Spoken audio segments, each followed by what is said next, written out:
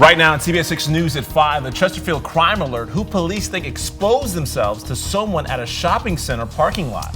Plus, stuck 65 stories up, how 2 window washers were rescued from a New York City skyscraper. From CBS 6, the Weather Authority, this is a breaking weather alert. Yeah, you probably don't need me to tell you, a rainy day in the metro area, and the CBS 6 Weather Authority is tracking some severe weather headed our way. This is CBS 6 News at 5. I'm Julie Bragg. And I'm Rob Desir. Thanks for joining us here on this Tuesday. Let's get right to it. Chief Meteorologist Zach Daniel, who's joined by meteorologist Mike Goldberg tonight. Zach. All right, area of low pressure, very intense low. It's easy to pick out where it is. You see the swirl here across northeast Texas, not ahead of it. A lot of severe weather already. Damaging tornadoes have occurred across the deep south through parts of Louisiana into Mississippi and Alabama. Under the gun now with a PDS tornado watch, stands for particularly dangerous situation. Those are only issued in the most extreme cases, and there could be some long track violent tornadoes later on this evening into the Florida Panhandle, southern Alabama, southern Mississippi. For us, just kind of a gloomy, cool day out there with some scattered showers around. A few showers moving into Greensville County as well as Brunswick County, southern Dinwiddie County, and south and east through Surrey and Sussex County. We'll see some of this later on with the fog and the drizzle. Areas under the gun for tonight. A moderate risk there in red, so that's beyond the enhanced into moderate. Then we have enhanced, slight, and then the marginal, and we'll have a risk area here into Virginia as we get into tomorrow. Temperatures are currently in the 40s, so very stable air mass right now. Temps mid to upper 40s, and that's where we're going to stay. We're not going to move much at all tonight. 40% chance for showers developing. And if it's not going to be raining, we'll have fog and drizzle around. We'll talk about that risk for severe weather and how unusual or maybe how common it is to see tornadoes in February, bringing Mike Goldberg into the mix in just a few minutes. All right, Zach, thank you. We have some breaking news out of Richmond. The man wanted by investigators after a double homicide has surrendered to police. Police say 36-year-old Dennis Moore turned himself in at police headquarters without incident today. This is the picture police posted on social media. Moore was wanted for questioning after 40-year-old Corey Holmes and 39-year-old Marquita Harris were found shot at the Bottomwood Apartments along Chamberlain Avenue Saturday morning. Both died from their injuries. We have breaking news for students at Colonial Heights High School and their parents. There will be an increased police presence on campus tomorrow.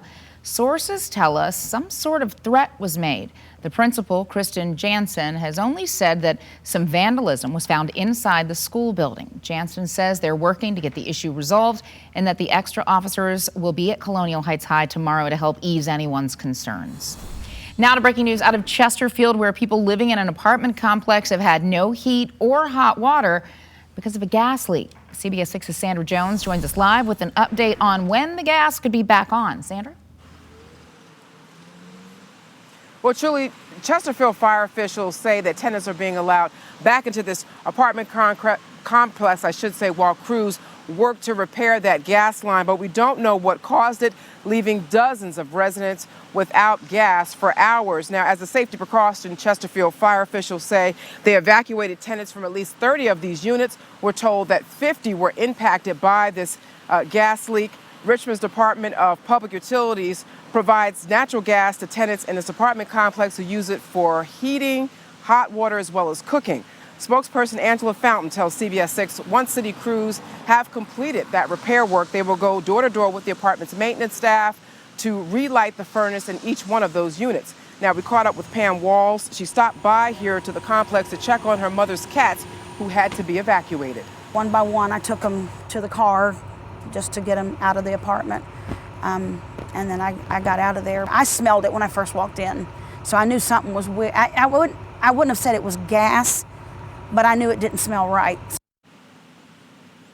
Now, Chesterfield fire officials say at least one of the tenants here was complaining of feeling sick, and that person was treated here on the scene.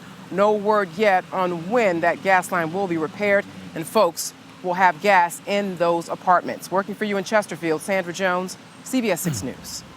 All right, Sandra, thank you. Breaking news now from Times Square in New York City, where 2 window washers had to be rescued from the 65th floor of a hotel. The washers were working on the Marriott courtyard around 2 o'clock when the accident happened. Firefighters were called to the scene and they were able to rescue the workers with the rope. They then pulled them to safety 30 minutes later. It's not clear how the rig got stuck or if either of the workers were hurt in the process. Scary stuff right there. And to a crime alert from Chesterfield police, they want to warn you about a man who exposed himself to someone not far from a Chesterfield gym off Hull Street. Our Shelby Brown tells us when it happened and who police think it is. Shelby.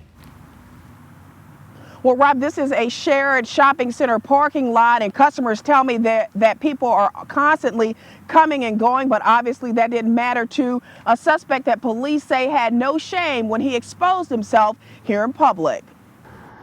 A brazen crime in this often heavily traveled shopping center on Brad McNear Parkway.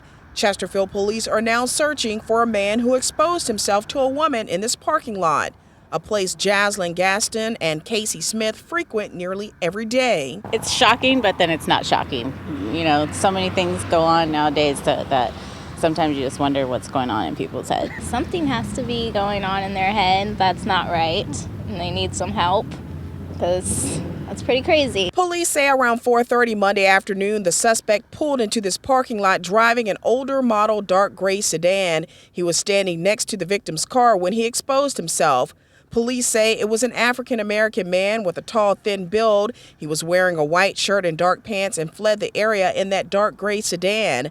Dennis Madison was in that same area Tuesday afternoon. He says he noticed Chesterfield officers making rounds in this parking lot. I hope they catch him before anything else happens, or some little kids see that kind of behavior and think it's all right to do it. And that's the main thing. We need to catch the character, and whatever happens, happens to him. Police believe that suspect is between 20 and 30 years old. They tell us they are actively investigating this crime. They tell us they have some leads that came in based on information that they got from the victim. If you can help them track down this suspect, you're urged to call Crime Solvers at 748-0660. Working for you tonight in Chesterfield, Shelby Brown, CBS 6 News. Thanks so much, Shelby. Meanwhile, in Richmond, school officials say the recent findings of an air quality test in an area of John Marshall High School are positive for mold. School officials say the mold was not deemed unsafe for students or staff. They say that it's being, quote, appropriately treated and remediated per health department protocol. In a statement to CBS 6, they say, while this is yet another unfortunate example of the facility's challenges we are facing in the district, we remain committed to providing safe learning and teaching environments for all students and staff in Richmond. A woman is behind bars tonight after police say she used 2 children to help her shoplift at a Chesterfield Walmart. This woman, Ruby Ramos Ibarra, is facing 2 counts of contributing to the delinquency of a minor and grand larceny. Police arrested her last Monday after they say she, along with a 17-year-old and an 8-year-old, were spotted taking items from the Walmart on Iron Bridge Plaza. The 17-year-old is also facing a criminal complaint for grand larceny. Police have not released their name.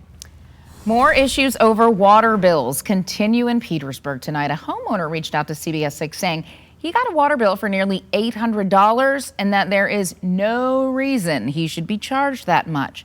Our senior reporter Wayne Koval spoke to him to find out exactly why. Wayne? Julie, Tom Spearman has a handful of rental homes in Petersburg. Several have had issues with high water bills, including one for nearly $500. But it's another home where Spearman is positive he shouldn't have to pay.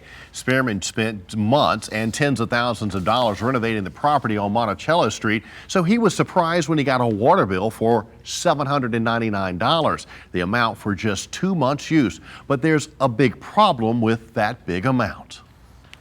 We had the water turned off for several months. It was just turned on first week of February.